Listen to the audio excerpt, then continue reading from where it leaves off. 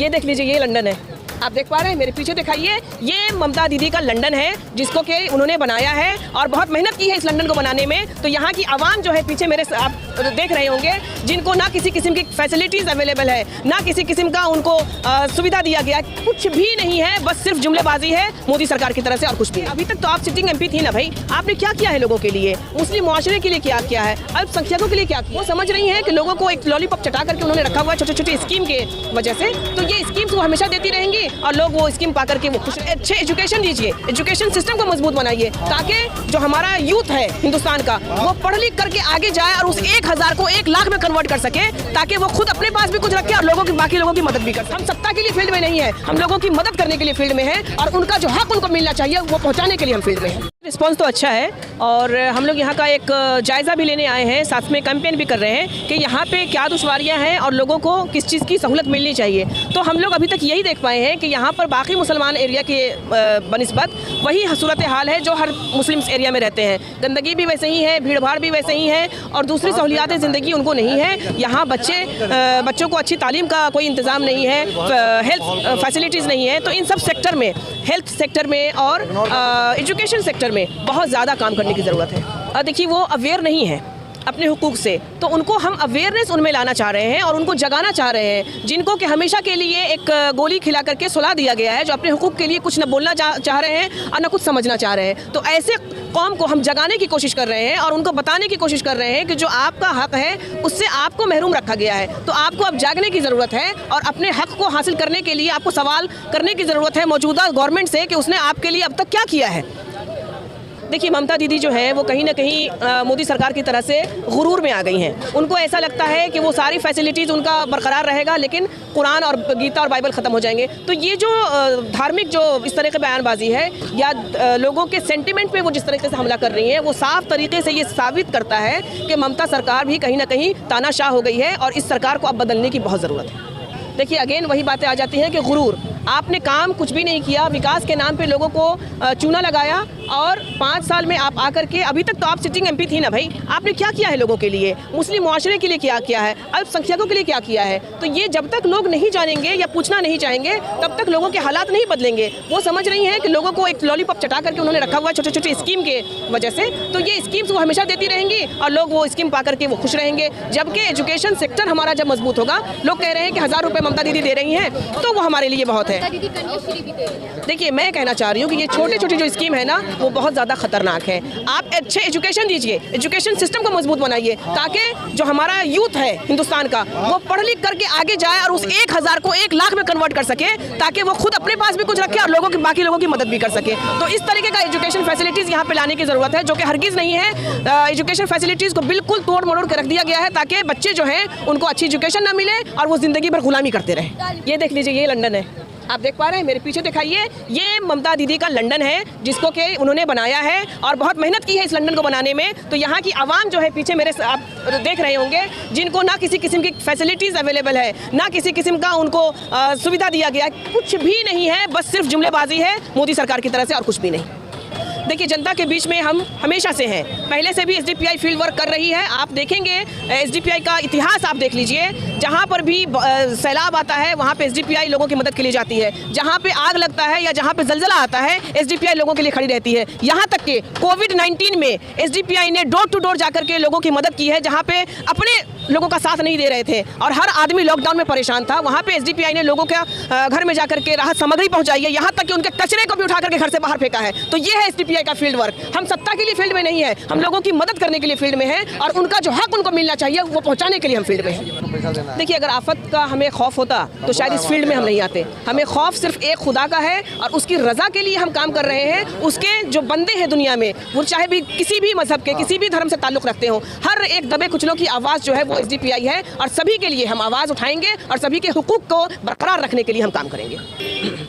हमारा जो सिंबल है वो गैस सिलेंडर है और सीरियल नंबर 7 है। हमारे खैर ख्वाह इस पर बटन दबा करके हमें वोट दें और ज़्यादा से ज़्यादा वोटों से हमें कामयाब करें, ताकि हम अपने संविधान की हिफाजत करें, मुल्क के डेमोक्रेसी की हिफाजत करें और हर तरीके से आवाम को खुशहाली बख्श सकें। का नारा है भूख से आज़ादी और खौफ से आज़ादी। हमारा स्लोगन ही है freedom from hunger, freedom from fear. तो हमें डर कैसे लगेगा? देखिए, हम लोग अपना काम कर रहे हैं, आवाम के बीच में जाकर उनको बता रहे हैं। हकीकत में वो उनको फैसला करना है कि बड़ी बड़ी होर्डिंग, बड़ी बड़ी पोस्टर, बहुत सारे पोस्टर लगे हुए हैं, हैंडबिल बट रहा है, बहुत कुछ बट रहा है, क्योंकि इलेक्ट्रल बॉन्ड का पैसा उनके पास है, इसलिए वो ज़्यादा होर्डिंग, ज़्यादा कुछ उनको दिखेगा, लेकिन हकीकत में कैंडिडेट को वो लोग नहीं देख पा रहे हैं। आज माला राय को क्या उन्होंने देखा है? इससे पहले भी 5 साल जिता के उनको रखा, लेकिन क्या उन्होंने कभी शिरकत किया? यहाँ तक कि पार्लियामेंट में भी कभी भी किसी बात पर वो ऑब्जेक्शन नहीं डाली। तो इस चीज़ को देखते हुए अगर हालात को अपना बदला नहीं, आज देखिए 70 साल 75 साल आज़ादी को हो गया, उसमें हमारा हालात बद से बदतर हो गया। यहाँ तक कि आप देखिएगा मुसलमानों की हालत सबसे नीचे चली गई, शेड्यूल ट्राइब से भी नीचे चली गई। इस पे तवज्जो नहीं है, क्योंकि हम लोग को शुरू से आदत बना दिया गया कि कभी कांग्रेस, कभी सीपीआईएम, कभी तृणमूल, एक वक्त आएगा बोलेंगे अब तृणमूल मार रहा है बीजेपी को वोट दो। ये ऐसा पॉलिसी इन लोगों का है, एक पार्टी को दिखाते मार रहा है, एक पार्टी को दिखाते बचा रहा है। इसलिए social democratic party of India SDPI ने 2009 में पार्टी बनाकर ये फैसला लिया कि हमें पूरे हिंदुस्तान में आवाम को बेदार करना, आवाम को हकीकत बताना है, वोट देना, वो आवाम को जब समझ में आएगा तभी वोट देगी। हम अपनी बात को रखेंगे। के बारे में आपको मैं साफ साफ समझाना चाहता हूँ कि या तो टीएमसी या कांग्रेस जो वादा कर रही है, 1 रुपया भी न टीएमसी दे सकती है न कांग्रेस दे सकती है। जो सरकार में रहेगा वो सरकार का, आपका जो टैक्स पैसा जा रहा है, अगर कोई आगे वो दे सकता है, वो अपने घर से दे रही है क्या? हाईलाइट कर रहे हैं कि टीएमसी दे रही है, ये हाईलाइट जो है यही गलत है, क्योंकि जो भी फैसिलिटी मिल रही है, जो सरकार में है, वो सरकार का जो टैक्स ले रही है वहाँ से दे रही है, अपने घर से कोई लाके नहीं दे रही। ममता बनर्जी के पास क्या था, आज क्या है, अब इसके बारे में जानकारी। आज जो कोई काउंसिलर को देखेंगे, कोई एमपी को देखेंगे, उनको सैलरी 1 लाख रुपया महीना था, तो इतने दौलत उनके पास कहाँ से है? इसके पर कोई सवाल नहीं है।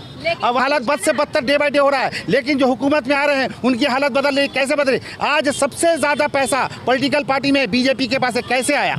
इसके बारे में कोई तवज्जो नहीं है। वो खुद देने के लिए नहीं है, अगर देने के लिए आती तो आज इलेक्ट्रल बॉन्ड का जो पैसा है 1600 करोड़ रुपया तृणमूल ने लिया और 6000 करोड़ रुपया बीजेपी के पास है, बाकी कांग्रेस के पास ही है। हम लोग का आप बहुत ज़्यादा प्रचार नहीं देखेंगे, क्योंकि हम आवाम के पैसा से लेके काम कर रहे हैं, इसलिए हमारे साथ हमारा पब्लिक है, हमारा आवाम हमारे साथ है, और आवाम जब चेंज होगा उसको हकीकत बता रहे हैं। ये ऑटोमेटिक है, सोशल मीडिया का सहारा से ही हम लोग बता पा रहे हैं, लेकिन इलेक्ट्रॉनिक मीडिया जितनी भी है वो सारी बिकी हुई है। टीवी पे कोई प्रचार नहीं दिखा रहा है सिवाय बीजेपी का छोड़ के, यहाँ तक कि तृणमूल को भी अब नहीं दिखाया जा रहा है। आज देखिए इंडिया गठबंधन जो बना उसमें तृणमूल ने, ममता बनर्जी ने सबसे पहले हिस्सा लिया, लेकिन अल्टरनेटिवली अगर वो वोट नहीं काटने का जहाँ तक के मसला है तो उसको सीपीआईएम के साथ, कांग्रेस के साथ गठजोड़ में रहना चाहिए, लेकिन उन्होंने गठजोड़ नहीं किया। इसलिए साफ पता चल रहा है कि 18 सीट बीजेपी का ऐसे ही नहीं आया। वेस्ट बंगाल में बीजेपी का सीट 1 भी नहीं था, आज 18 सीट पे आया, और अभी जो है बोल रहे हैं 400 पार होंगे, तो उसमें भी इन लोग का मदद है।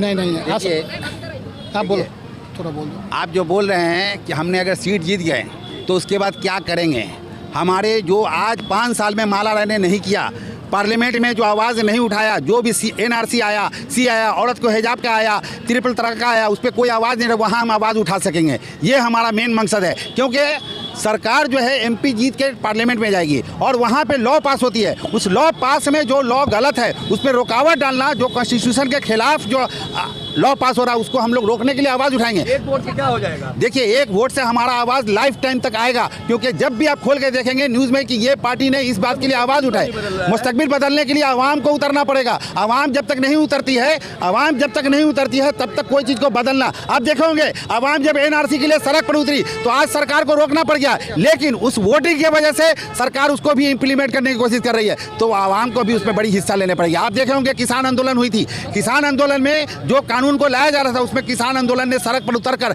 अपना प्रोटेस्ट किया, तब जाके बदले। एक एमपी जो आप बोल रहे हैं वो बिल्कुल सही है, एक एमपी अपने बात को, हकीकत को लोगों के सामने ला सकती है, लेकिन लोगों के सामने लाने के बाद आवाम तक भी लाने का काम वो कर सकती है। ये ऑलरेडी वेस्ट बंगाल में ऑलरेडी ये लॉ पास हो चुका है, कोर्ट में भी फैसला आ गया। हम लोग ने देखा कि जो हम लोग को जो मिलता था वो चीज़ को बंद कर दिया गया, माइनॉरिटी में जो स्कीम मिल रहा था वो बंद कर दिया गया, टोटल इसको ख़त्म किया गया। ये हालात बदलने के लिए कहीं ना कहीं एक ममता बनर्जी उसको हाईलाइट करेगी। जिस तरीके से आप देखोगे दिल्ली में केजरीवाल को अरेस्ट किया गया, आप देखोगे ठीक है इलेक्शन के वक्त में उसको अरेस्ट करके क्या दिखाया गया, और उसके बाद इलेक्शन में पर्पस में उसको फिर रिलीज़ किया गया, क्योंकि लोगों का वोट कहाँ जाना चाहिए, मैच्योरिटी। आप देखिएगा इलेक्शन के बाद जब पूरी इलेक्शन एमपी की होगी तो जो लोग आवाज़ उठा रहे हैं वो लोग उनका साथ देंगे। कॉन्स्टिट्यूशन को बदलना,